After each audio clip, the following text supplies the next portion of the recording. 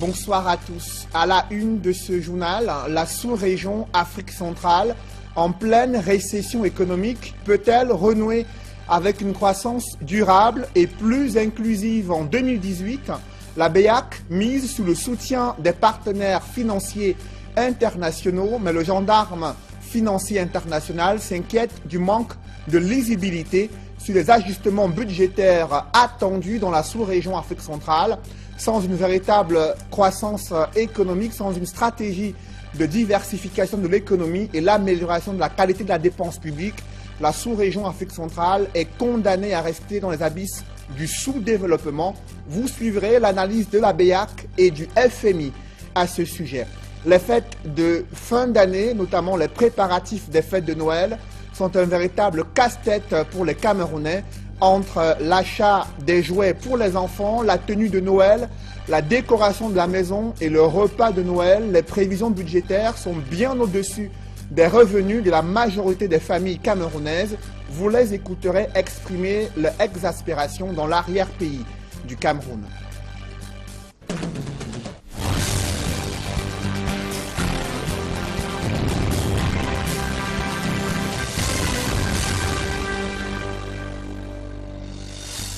Merci de suivre cette édition complète de l'information sur Equinox Télévision.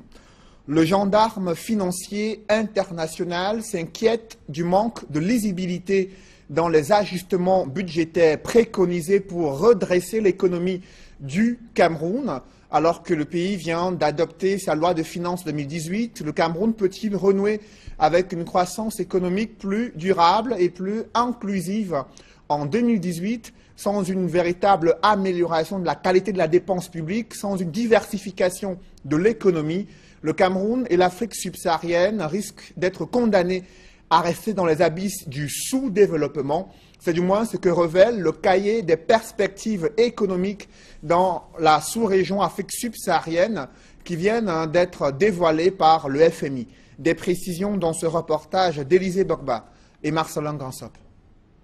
Avec un taux de croissance estimé à 3,7% en 2017 contre 4,5% en 2016, le Cameroun n'a pas échappé au ralentissement de l'activité économique qui a touché la majeure partie du continent, notamment en Afrique subsaharienne. Pire en zone CEMAC, qui en plus d'un contexte économique difficile, est en proie à des défis sécuritaires de toutes sortes. Cet environnement a pour conséquence la baisse à la fois des recettes fiscales du fait de la conjoncture, mais également des recettes d'exportation du fait de la baisse tant des prix des matières premières que souvent de la production elle-même. Le rapport sur les perspectives régionales présenté à Yaoundé fait état d'une reprise modeste de la croissance économique en 2017 du fait de la conjoncture extérieure qui s'améliore de façon progressive. Le Cameroun, qui bénéficie d'un redressement économique et financier impulsé par le FMI et bénéficiant de l'accompagnement d'autres bailleurs de fonds, devrait également ressentir une légère embellie, à condition que les réformes en cours portant sur l'assainissement budgétaire et la diversification de l'économie se poursuivent sereinement, ce qui suppose la réduction, sinon la suppression des poches de dépenses inutiles au profit des actions et projets dignes d'intérêt. L'engagement a été pris par le gouvernement pour un programme de réforme encadré par une facilité de crédit du Fonds monétaire international. Le programme accorde de la priorité à la stabilité et à la viabilité budgétaire et extérieure de nos économies, tout en améliorant sa compétitivité, en renforçant la résilience de notre secteur financier, en favorisant une croissance vigoureuse, soutenable, inclusive, créatrice de richesse et d'emploi, et également visant à la réduction significative de la pauvreté. D'après les perspectives économiques régionales, la légère reprise de la croissance observée cette année devrait se poursuivre en 2018, mais sans grand élan, pour atteindre 3,4%, mieux que les 2,6% enregistrés en 2017. Aussi les experts préconisent-ils un assainissement plus rigoureux des finances publiques et un éveil conséquent pour ce qui est du service de la dette, afin d'éviter le piège d'un endettement insoutenable. L'optimisme économique est loin d'être au rendez-vous dans la sous-région Afrique centrale. Confronté à une crise économique sans précédent, la mise en œuvre des programmes de redressement piétine entre le FMI et les 6 pays de la communauté économique et monétaire d'Afrique centrale. Néanmoins, la BEAC mise sur le soutien des partenaires financiers internationaux pour pouvoir continuer à ajuster les différents budgets des pays de l'Afrique centrale et améliorer l'embellie des réserves de change au Trésor français. Des précisions avec Guy Zogo dans ce reportage. Un comité de politique monétaire de la Banque des États de l'Afrique centrale BEAC s'est tenu à Yaoundé, au siège de cette institution. Le patron de cet organisme annonce que le taux de croissance devrait être positif en 2018 dans la zone CEMAC. Pour 2018, les perspectives économiques et financières des pays de la communauté sont globalement favorables et devraient être caractérisées par une accélération de la croissance avec un taux qui se situerait autour de 3%, une stabilisation du déficit budgétaire extérieur courant, un redressement du taux de couverture extérieure de la monnaie autour de 66,5%. Cette légère embellie devrait faire suite à une reprise observée à l'échelle mondiale. Pour autant, l'instance d'orientation des actions de la BEAC observe que la situation reste difficile dans la sous-région. La croissance économique en termes réels serait nulle en 2017 contre 0,2% en 2016. Les pressions inflationnistes se replieraient davantage, serait autour de 0,6% contre 1,1% en 2016. Et petit point positif, un recul du déficit du solde budgétaire des États de la BEAC à 3,1% du produit intérieur brut. Pour conforter cette légère embellie, la crise anglophone et la crise sécuritaire impactent sur les échanges commerciaux entre le Nigeria et le Cameroun.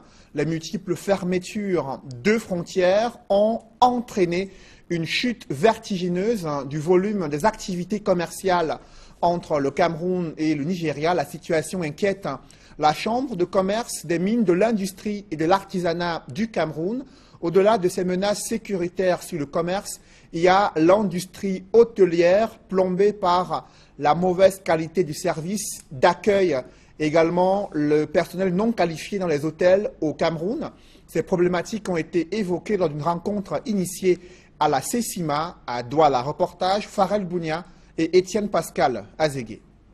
Au cours des sessions ordinaires, des réunions des 4 sections qui composent la Chambre de commerce, de l'industrie, des mines et de l'artisanat, tenues à Douala, il en ressort que le secteur industrie et celui du commerce ont un point commun, qui est l'agroalimentaire. Par conséquent, une synergie de forces est nécessaire, selon le président de la Chambre de commerce. L'agroalimentaire est la plus grosse industrie, la plus grosse partie du PIB en France. En Russie, la Colca, vous avez connu. En Chine, Mao, vous avez connu. Donc je vous félicite pour ce thème, développez le bio, mais surtout soyez très en contact avec la section industrie. Car c'est vous qui leur dites comment ils vont avaler leur produit. C'est vous qui leur dites les besoins des clients. C'est vous qui leur dites comment les produits sont appréciés ou pas. S'il est vrai que quand on produit, on doit chercher où vendre. Et c'est là où intervient le secteur du commerce. Mais ce secteur dit s'ouvrir le martyre aujourd'hui, dû à l'insécurité et à la fermeture des frontières dans la partie septentrionale. L'insécurité que nous avons dans les 6 régions nous plombe effectivement. Et vous le constatez, le cajou de tomates en période de fête des années passées était dans les coûts de 12 000, 12 500. Aujourd'hui, c'est à 2 500, selon que les frontières sont fermées. Peut-être vous ne le saviez pas, c'est le Nigeria qui consomme plus nos tomates que nous produisons ici. L'autre gros risque soulevé par les commerçants est la menace que représentent les grandes surfaces dans nos grandes métropoles, notamment sur la production locale. Vous convenez avec nous qu'avec tout ce qui nous arrive là, de ces grands supermarchés, que je ne cite pas les noms ici, qui se déversent au pays là, il est grand temps que nous étudions comment est-ce qu'on peut faire pour pouvoir vendre aussi des marchandises fabriquées au Cameroun ou proposer même à être fournisseurs de ces grandes surfaces. Un autre secteur sensible où il y a des efforts à fournir est celui des prestataires de services. Les hôtels au Cameroun ne sont pas encore aux standards internationaux en matière d'accueil et de la qualité de service. Comme vous le savez, nous sommes à la veille d'un grand événement que notre pays se propose d'abriter. Et pour cela, nous devons être à la hauteur des défis qui nous interpellent. Nous allons accueillir une clientèle diversifiée, exigeante. Nous devons nous arrimer aux standards internationaux. Les sections artisanat et industrie de la Chambre de commerce étaient aussi en concertation à Douala. Et parlons de cette crise anglophone qui reste au menu des échanges entre la secrétaire générale du Commonwealth et la Commission nationale des droits de l'homme et des libertés. La Patricia Scotland et le président de cette Commission nationale des droits de l'homme ont eu des échanges en fin d'après-midi sur la question et sur la problématique de la crise anglophone. Et vous le percevez depuis de nombreux mois, cette divergence de stratégie à mettre en œuvre pour résoudre la crise. D'un côté, le Commonwealth qui exhorte et encourage le gouvernement camerounais à ouvrir un dialogue franc et sincère pour discuter des causes profondes de la crise. De l'autre côté, le gouvernement qui estime qu'il doit tout d'abord rétablir l'ordre, punir les extrémistes sécessionnistes et enfin qui estime que jusqu'ici, un dialogue a été initié. Comment comprendre ces prises de position divergentes sur la résolution de la crise anglophone? Élément de réponse dans ce reportage de Guy Zogo. Avec l'aggravation de la crise anglophone, Patricia Scotland, la secrétaire générale du Commonwealth, est la troisième personnalité à la tête d'une institution internationale à mettre les pieds dans ce chaudron. Avant elle, c'est Antonio Guterres, le secrétaire général de l'Organisation des Nations Unies, qui avait appelé au dialogue inclusif avant de faire escale au Cameroun à la suite de sa visite en République centrafricaine. Outre le patron de l'ONU, la secrétaire générale de l'Organisation internationale de la francophonie, Michaël Jean, a aussi appelé au dialogue en se proposant même comme médiatrice. Le constat général qui se dégage de toutes ces prises de position, c'est qu'il n'est guère possible de faire l'économie du dialogue dans la crise anglophone. Mais si tout le monde, y compris le président Paul Biya, reconnaît que cette option est incontournable, il faut croire que les termes de celui-ci ne sont pas perçus par tous de la même manière. Si l'on doit comprendre que pour la communauté internationale, en accord avec ces principes, ce dialogue inclusif s'entend comme large et dans l'optique de ramener une sérénité au long cours. Du côté des Toudi, il paraît certain qu'il ne saurait en être question. Certains proches du chef de l'État jurent même qu'il n'y aura pas un autre dialogue. Les rencontres conduites par Philémon Yang dans les régions du nord-ouest et du sud-ouest il y a quelques mois étant entendues comme la tenue d'un dialogue. On ne peut que constater le fossé qui sépare les deux approches. Pendant ce temps, la situation s'envenime au jour le jour sur le terrain dans le nord-ouest et le sud-ouest. Je vous le disais en titre, les préparatifs du réveillon de Noël sont un véritable casse-tête pour des Camerounais résidant dans l'arrière-pays. Entre l'achat des jouets des enfants, les habits de cette fête, la décoration de la maison et les préparatifs pour le repas de Noël, les prévisions budgétaires sont bien au-dessus des revenus de nombreuses familles. Du coup, les espaces marchands sont déserts au grand désarroi des commerçants. C'est le constat fait à Souza, dans le département du Mungo. Reportage Jacques Molon, Mathilda Kemazou et Kate Diarra.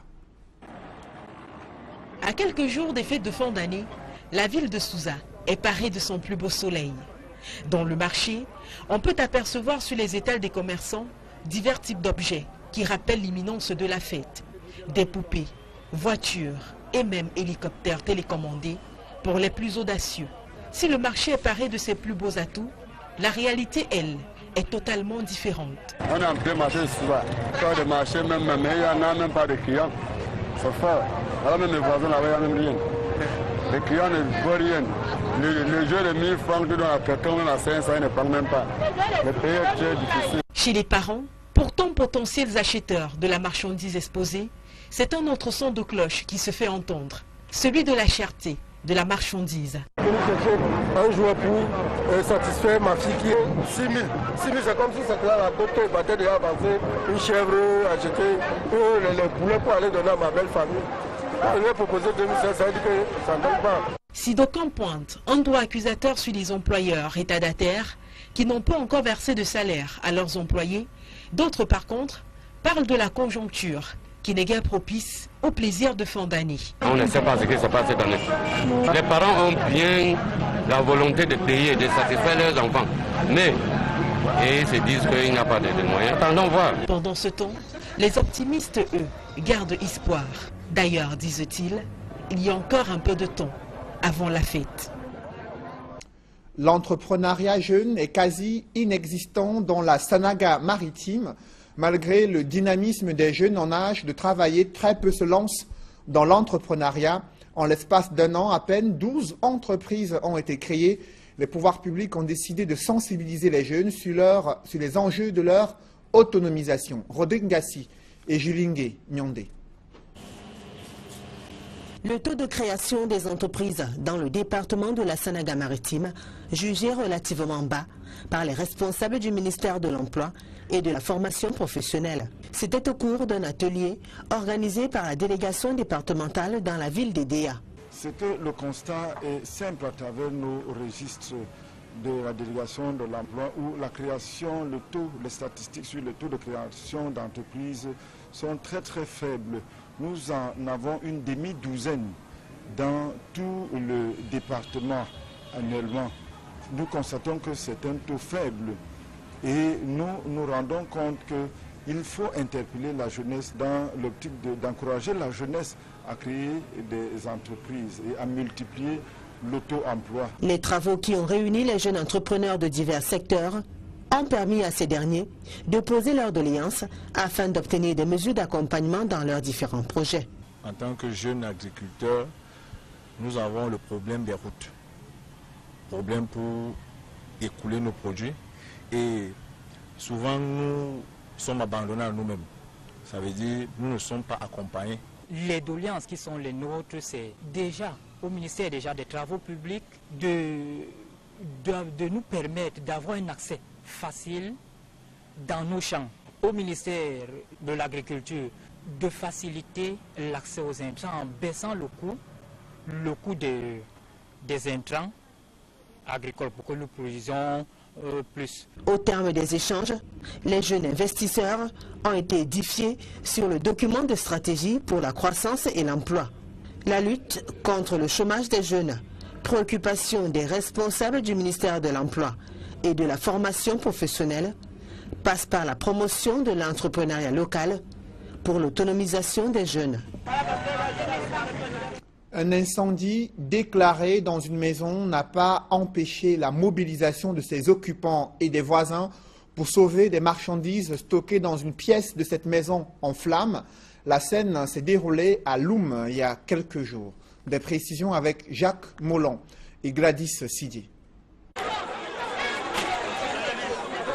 Des tôles, des planches sorties des décombres par des voisins venus porter secours aux sinistrés. Dans cette concession familiale, une maison de 3 chambres a été ravagée par les flammes. La forte mobilisation des habitants du quartier Abattoir dans la ville de Loum a permis de limiter les dégâts. J'entends seulement aman, tonton, le feu. Pas que c'est le miracle de Dieu. Je ne sais pas si c'est le miracle de Dieu, c'est que tout ce monde de ce que vous voyez fou, on à Paris. Et vraiment, j'encourage vraiment le petit quartier. Parce que sans ça, ça dépend de 4 maisons, ce que vous voyez. Moi, j'ai commencé à crier seulement. Je ne sais pas là où le feu a commencé. Il semblait que où c'est le courant qui était branché, je ne sais pas. J'ai seulement vu comment la fumée montait là-bas. Je ne sais pas comment cela s'est passé. Il y avait une chambre ici qui avait des enfants dedans. Les autres chambres, il y avait que la cola. Les autres ici, là, la chambre des locataires. L'absence d'une unité de sapeurs-pompiers dans la ville est ici décriée par les populations. Un message porté par le sous-préfet de Loum. Vous savez qu'on n'a pas de sapeurs-pompiers ici.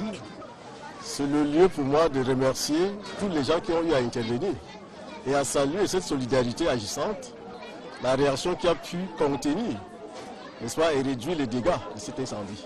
L'origine de cet incendie reste à déterminer. C'est une erreur commise au quotidien qui pourrait vous coûter la vie, à l'image de cette adolescente décédée à Edea après l'explosion de son téléphone portable. Elle était loin de mesurer les dangers liés à l'utilisation du téléphone portable pendant son chargement. Eh bien, des experts pointent du doigt la mauvaise qualité de la batterie et certains réflexes qui exposent les utilisateurs de téléphones portables à des risques élevés d'accidents. Rodin Gassi, Séverin Chouban et Julienne Berthe-Bissaï. Peu de Camerounais mesurent les risques auxquels ils sont exposés lors de l'utilisation du téléphone durant la charge de la batterie. Une adolescente de 19 ans a vu son téléphone exploser sur son visage au moment où elle l'utilisait en pleine recharge. Ce drame, survenu à Edea, a suscité la consternation dans sa famille. Elle s'est levée aujourd'hui le matin pour partir au travail. Elle était bien portante, bien en santé. Arrivée au lieu du service, elle a fait tous les ménages qu'il fallait faire. Subitement, j'étais moi à la maison, j'étais en train de préparer. On m'appelle que c'est vous la grande sœur de Cadeau. Je dis oui. On dit que je viens la retrouver au lieu de son service. J'ai trouvé ma petite sœur couchée au sol. La rallonge de l'autre côté, le téléphone de l'autre côté. Je lui ai dit que quel est donc le problème. Ils me disent que ma soeur partait charger le téléphone. Et le téléphone, tellement le téléphone s'est grillé, c'est les grillé, courant les prix. Pour mieux comprendre ce phénomène d'explosion de batteries et téléphones, nous sommes allés à la rencontre d'un expert en informatique. Il révèle que les manipulations du téléphone durant la charge sont un facteur de risque élevé d'accident. En fait, ce qui est à l'origine de l'explosion d'une batterie, lorsque on utilise, pendant que le téléphone est à la charge, c'est l'effet de recharge et décharge simultanément. Et pendant qu'on est en train de charger la batterie, on la décharge en même temps. Et si on le constate, on verra que la batterie, le téléphone chauffe. Et ce chauffe peut faire qu'à un moment, la batterie cède et puis elle explose. La décharge et recharge de batterie suscite une surchauffe pouvant entraîner une explosion susceptible de causer d'énormes dégâts. Il faut voir les conséquences à deux niveaux. Il y a qu'on abîme la batterie de notre téléphone. Nous abîmons notre téléphone parce qu'on le sollicite énormément. Et de l'autre côté, il y a un risque que la batterie explose pendant qu'on est en train de communiquer. Et là, la décharge peut être tellement forte qu'on perd la vie. C'est le cas de la dame du diable. Si on a un peu de chance, on peut s'en tirer avec des blessures. Pour éviter de tels accidents, quelques recommandations sont ici données. Le conseil que nous donnons, c'est d'éviter absolument de communiquer, d'utiliser le téléphone pendant qu'il est à la charge. Si on a un appel urgent à émettre, ou bien si on a un appel urgent qu'on doit répondre, il vaut mieux déconnecter, débrancher l'appareil, finir son appel et puis le remettre à la charge. Mais ne pas faire les deux en même temps, la charge et la décharge. La multiplication des victimes des explosions de batteries et téléphones est une invite à plus de prudence. Des conditions de vie des populations peinent à s'améliorer dans certaines localités du département des Bamboutos, région de l'Ouest, à Bouda et Babadjou. Les conseils municipaux sont confrontés aux énormes besoins sociaux, mais les réalités budgétaires sont tout autres. Reportage Raphaël Tcheko, d'Alaskana et Jean-Paul Chouniat. À Babadjou, dans les Bamboutos, les besoins sociaux de la population sont loin d'être couverts. Ces différents quartiers manquent cruellement d'eau potable, la plupart des forages du coin étant asséchés. Et faute d'extension de l'électrification, certains habitants de cette contrée vivent encore dans l'obscurité, s'éclairant une fois la nuit tombée à la lumière des lampes tempêtes.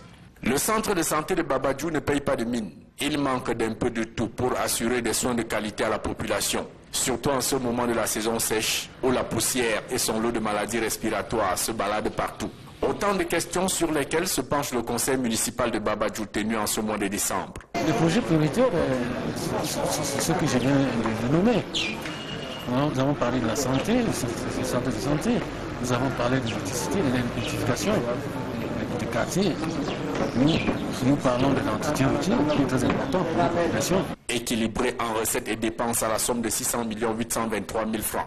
L'adoption du budget à Babadjou constitue le trait d'union avec la commune de Bouda. Ici, les besoins sociaux sont presque les mêmes. Adduction en eau potable, lutte contre l'insalubrité dans les quartiers et les marchés, réhabilitation des voies d'accès des 6 groupements de l'arrondissement. Ainsi, le budget 2018 qui a été adopté se chiffre à 1,27 900 000 000, connaissant une baisse sensible de 19 millions par rapport à l'exercice précédent. Les conseillers ont prescrit, n'est-ce pas, beaucoup de choses à faire dans l'augmentation des recettes et dans la meilleure orientation et la meilleure distribution et utilisation du budget et des moyens mis à la disposition.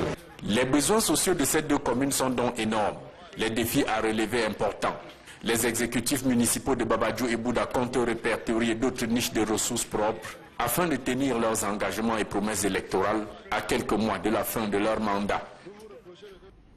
La base logistique de la force africaine doit être opérationnelle. En 2018, le ministre délégué à la présidence de la République chargé de la défense s'est rendu à Douala sur le site de la base logistique dans la capitale économique du Cameroun. Joseph Betty Assama est venu évaluer l'avancée des travaux. L'autonomisation sécuritaire de l'Union africaine se profile à l'horizon. Innocent Abega et Donald Brice Kamgan. À chaque étape de la visite du projet, le ministre Joseph Betty Assama a voulu être renseigné. C'est que la base aérienne 201 de Douala accueille en partie la base logistique continentale de la force africaine en attente. Il s'agit d'un centre où seront stockés l'ensemble des équipements et matériels de cette unité militaire annoncée de l'Union africaine. Sa configuration laisse voir un groupement des moyens opérationnels, 32 bureaux administratifs, un bâtiment d'escadron, un pôle de sécurité, une salle de réunion, etc. Le niveau d'avancement des installations visitées par le ministre camerounais de la Défense est évalué à 90%. L'inauguration de la base est projetée pour le 5 janvier 2018, le temps des derniers aménagements. Ce sera ainsi, soutient-on sur le continent africain, une étape décisive vers la mise en place de la force de l'Union africaine en attente. Un moyen pour l'organisation d'assurer elle-même ses opérations de maintien de paix dans ses 54 États membres, plutôt que de subir, comme en l'état actuel, les interventions militaires internationales.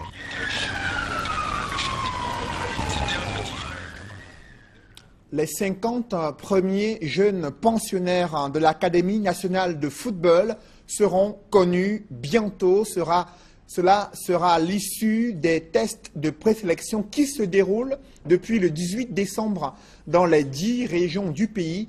Révélation faite lors du conseil d'administration de l'ANAFOOT. Emmanuel Diop et Ike Cyril pour plus de précisions.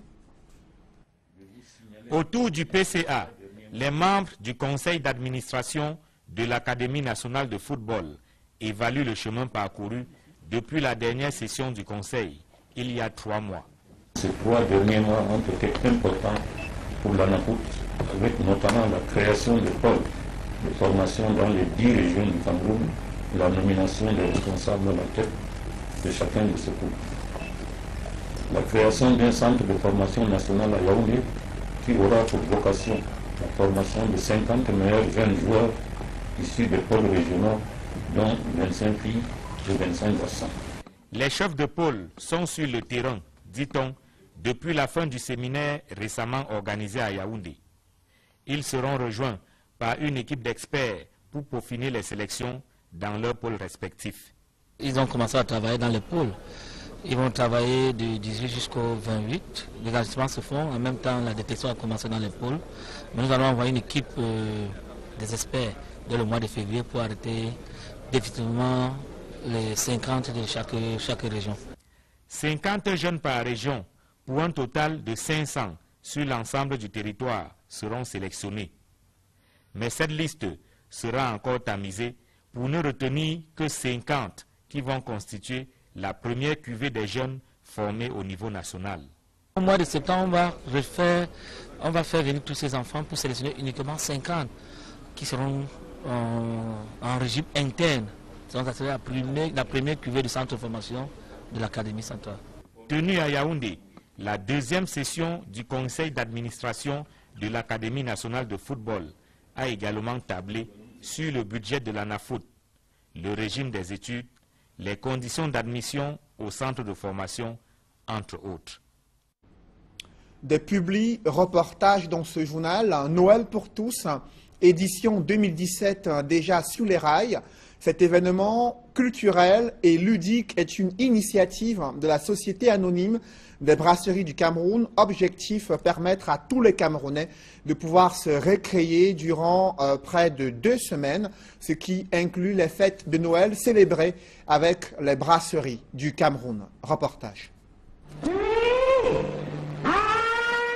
La coupure du ruban symbolique marque le lancement de cette autre édition de Noël pour tous, un concept d'animation initié par les brasseries du Cameroun dans le but d'offrir au public une expérience inédite à l'occasion de la fête de Noël. Noël pour tous permet aussi à la Société anonyme des brasseries du Cameroun d'exprimer sa reconnaissance à ces groupes sociaux sans distinction avec lesquels elle a traversé l'année 2017.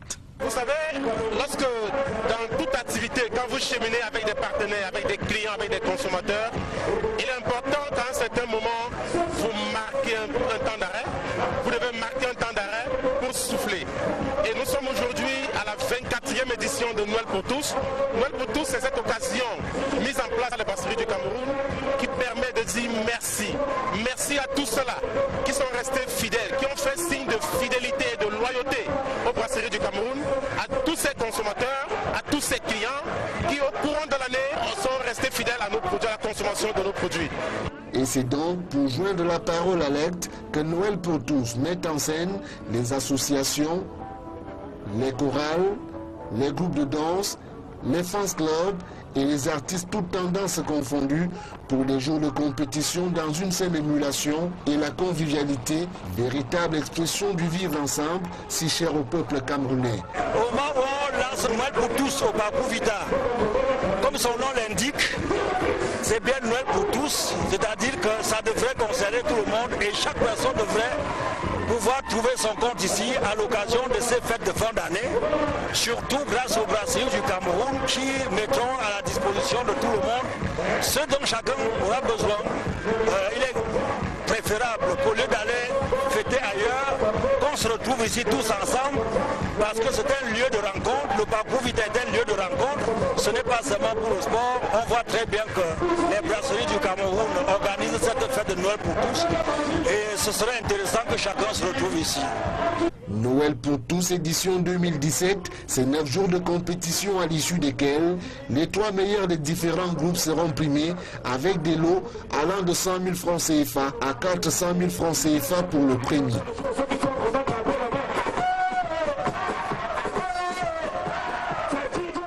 C'est une bonne adresse pour célébrer la Saint-Sylvestre en amoureux, l'hôtel des Amitiés, situé dans le 5e arrondissement de Douala. Cet établissement hôtelier célèbre bientôt son 5e anniversaire, occasion pour l'hôtel Les Amitiés d'ouvrir ses portes à une clientèle qui recherche un cadre reposant, sécurisé et très luxueux. Reportage.